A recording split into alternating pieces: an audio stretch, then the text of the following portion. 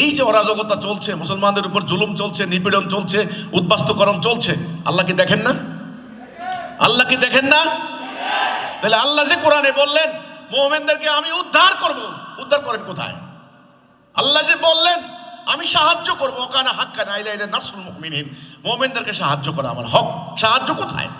আল্লাহ যে বললেন তোমাদেরকে ক্ষমতা দেব, ক্ষমতা কোথায়?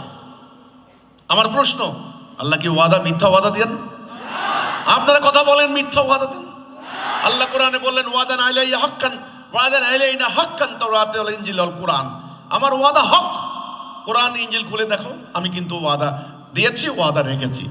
তাহলে আমি সামারি করলাম, পৃথিবীতে আমরা পরাজিত, আমরা লাঞ্ছিত, আমরা উদ্বাস্তু, আমরা বোমার আঘাতে শেষ হয়ে যাচ্ছে, আমাদের রাষ্ট্রপ্রধানগুলোকে হত্যা করা হচ্ছে, আমরা অসহায়, আমরা কিছুই করতে পারছি না। তার মানেটা কি? তার মানেটা কি? আমরা কি আল্লাহর সংজ্ঞা মোতাবেক মুমিন মুসলিম আছি? যদি বলেন আমরা মুমিন মুসলিম আছি, তাহলে আল্লাহ মিথ্যা কথা বলেছেন, নাউজুবিল্লাহ। আমরা বলেন আল্লাহ হক, আল্লাহ হক কি না? তাহলে আল্লাহ যদি হক হয়, তাহলে আমরা, আমাদের দাবি মিথ্যা, আমাদের দাবি কি? তাহলে আমরা এত নামাজ পড়ার পরেও, এত রোজা রাখার পরেও, এত হজ করার পরেও, এত তসবিহ তাহলিল, এত মানে মাদ্রাসা, এত মৌলানা মৌলবী, এর পরেও আমাদের এই দশা কেন? আমরা পরাজিত কেন? আমরা মুমিন হইতে পারলাম না কেন? এই কেনর জবাব জানতে হলে হিজবুত তাওহীদ আন্দোলনের বক্তব্য জানতে হবে। কেন আমরা মুমিন হইতে পারলাম না? মুমিন হওয়ার জন্য দুখান শর্ত। সূরা হুজরাতের 15 নম্বর আয়াত, সূরার নাম হলো সূরা হুজরাত। হুজরাত, হুজরাত কয় না ওই যে হুজুরের হুজরেখানা, হুজরাত। সূরা হুজরাতের 15 নম্বর আয়াত, আয়াত নাম্বার 15। সেখানে আল্লাহ কোরআনে বলেছেন নিশ্চয়ই তারাই মুমিন যারা আল্লাহ এবং তার রাসূলের প্রতি ঈমান আনে। এক নম্বরে লাগবে ঈমান। এক নম্বরে কি? ঈমান। সেটা কি? লা ইলাহা ইল্লাল্লাহ মুহাম্মাদুর রাসূলুল্লাহ, আল্লাহ এবং তার রাসূলের প্রতি ঈমান, এক নাম্বার। সুম্মা লাম ইয়ারতাবু, এতে কোনো সন্দেহ করা যাবে না। তারপরে জান মাল দিয়ে জিহাদ, ঈমান এবং জিহাদ। জিহাদ, জিহাদ, জিহাদ।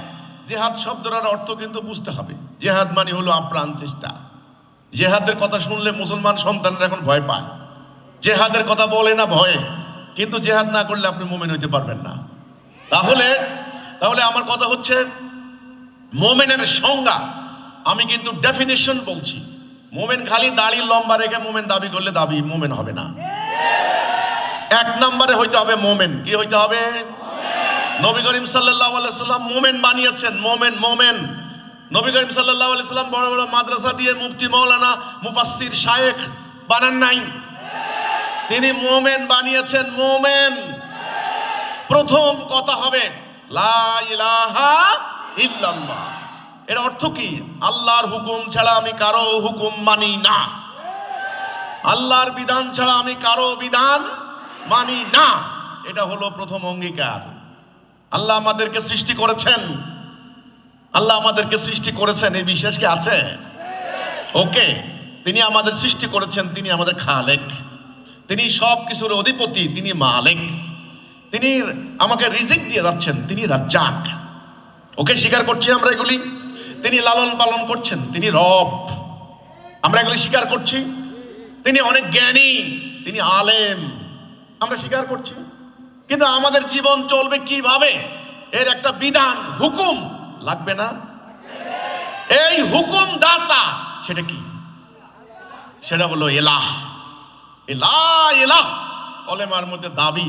আল্লাহ বলেছেন, রাসূল বলেছেন, সব নবীরা সূরা আম্বিয়ার 25 নম্বর আয়াত, প্রত্যেক নবীদেরকে আল্লাহ এই তাওহীদ লা ইলাহা ইল্লাল্লাহ দিয়ে পাঠিয়েছেন। আগে নামাজ না, ইসলামের বুনিয়াদ কয়টা? 5টা। এক নম্বরে কি নামাজ? এক নম্বরে কি রোজা? এক নম্বরে কি হজ? এক নম্বরে কি যাকাত?